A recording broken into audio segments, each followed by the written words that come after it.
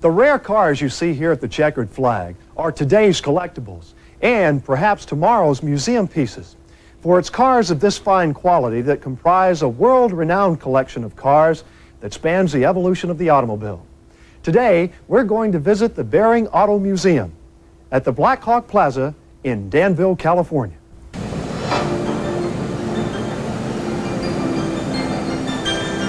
The setting is one of tranquility and beauty. A strikingly modern glass and stone facade contrasting the natural splendor of boulders and rushing water. Behind this facade, there is something even more impressive. An auto museum with some of the world's greatest automotive masterpieces, cars that transcend mere functionality to be considered works of art, rolling sculptures.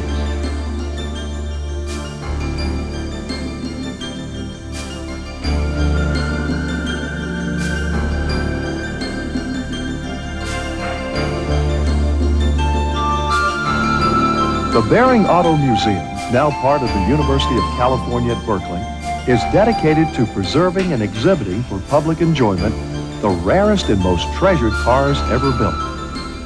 Mr. Behring, who's a local entrepreneur, he started collecting cars about 10 years ago, and he wanted to find a way for the collection to outlive him. And so he forged an affiliation agreement with the University of California at Berkeley that would allow for these cars to be enjoyed and preserved for future generations. The museum is laid out on 2 levels, with a permanent collection of 60 cars and another 50 to 100 cars on loan from special collections at any one time. The age of the cars range from the late 19th century through the 1980s. This museum reflects a unique philosophy about the automobile. Each one of the cars in here is here because it is a unique statement either by its owner or its designer. And so the museum reflects the belief that these cars are works of art.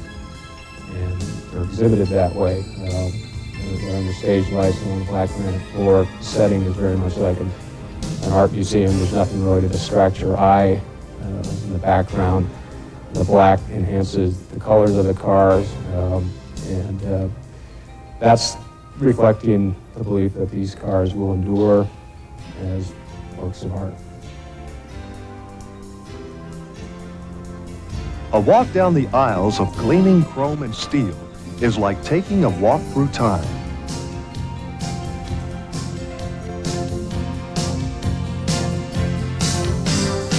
Each car fills either gives a historical picture. For example, the early cars, 1897 Neon Bolay, gives a look at the early evolution of the automobile. That's every bit as important as cars that are worth in the millions. This 1906 Panhard is not only noteworthy as the forerunner of the French car giant Citroën, but the salesman for this car in London was a gentleman called C.S. Rolls, who a few years later formed Rolls-Royce.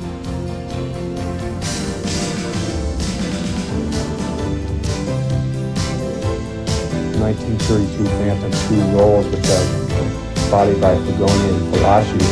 And it's the only, as far as we know, the only Fugoni and Palaci body on a Rolls Royce. The man who purchased the car in the 50s traded a Bugatti Royale for that car. Well, the Bugatti Royale today is the most expensive car in the world. Cars owned by royalty and famous celebrities abound in this collection. This 1954 Chrysler DeSoto Adventurer II, designed by Virgil Exner, took a team of top-notch Ghia builders 5 months to construct and was snapped up for $35,000 by King Mohammed V of Morocco.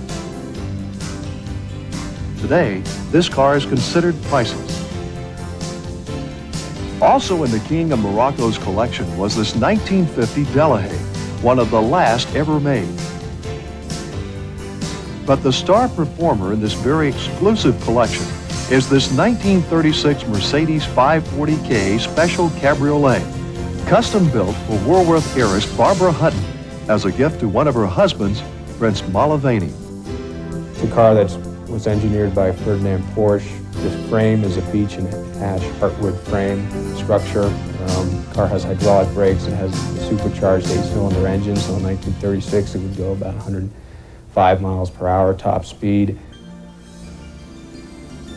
The 30s and 40s were noteworthy eras in automotive styling.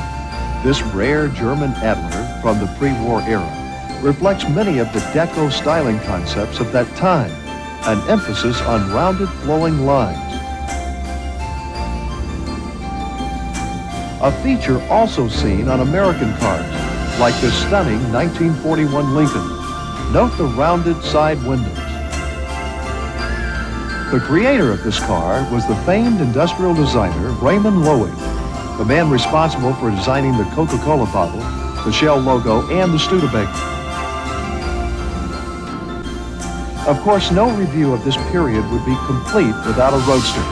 This 1931 V16 Cadillac, with body styling by Fleetwood, embodies much of the glamour, excitement, and elegance of that period.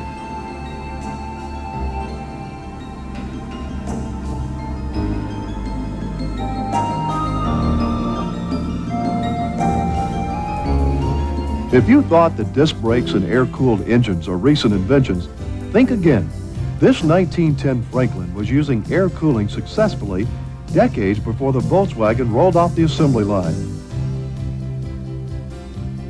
It was a standard feature on all Franklins up to 1934 when they were purchased by an aviation company. Ironically, it was a water-cooled version of a 1948 Franklin helicopter engine that was incorporated into this landmark car, the famous Tucker. The Tucker Torpedo was truly a remarkable car. Not only was its styling very avant-garde for the period, it offered some very progressive features like disc brakes, padded dashboards, a center headlight that moved with the steering wheel, and a rear engine power plant. Likewise, this 1937 Cord 812 Custom Beverly may be part of history, but retractable headlights are not.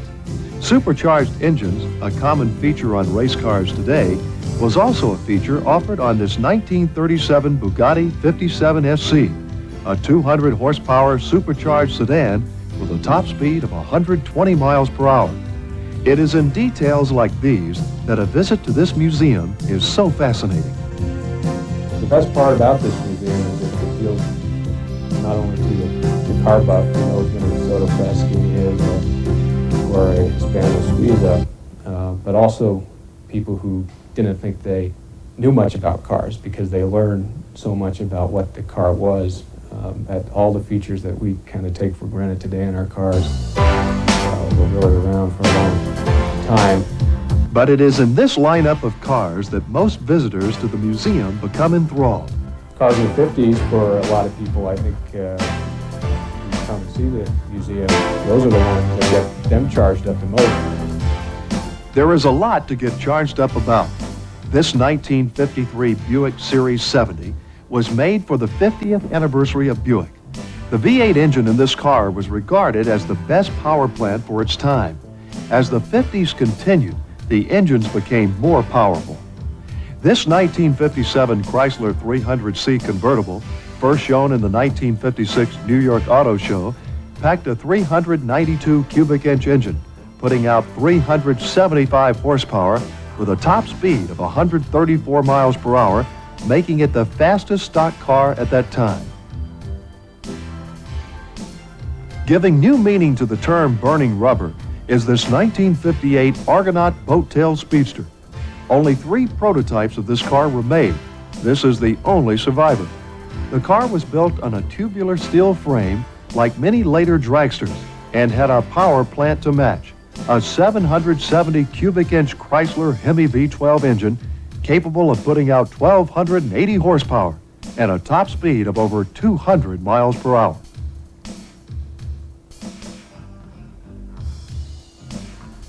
But it is not the gargantuan motors that are the only point of interest in the 50s cars. American car manufacturers utilized renowned European stylists to give a European interpretation to their cars. In particular, the association that Chrysler and Cadillac formed with Ghia. This 1953 Cadillac Ghia Coupe is one of only two made. The owner of this one was actress Rita Hayworth. In the same year, Ghia and Chrysler collaborated on this Thomas Special.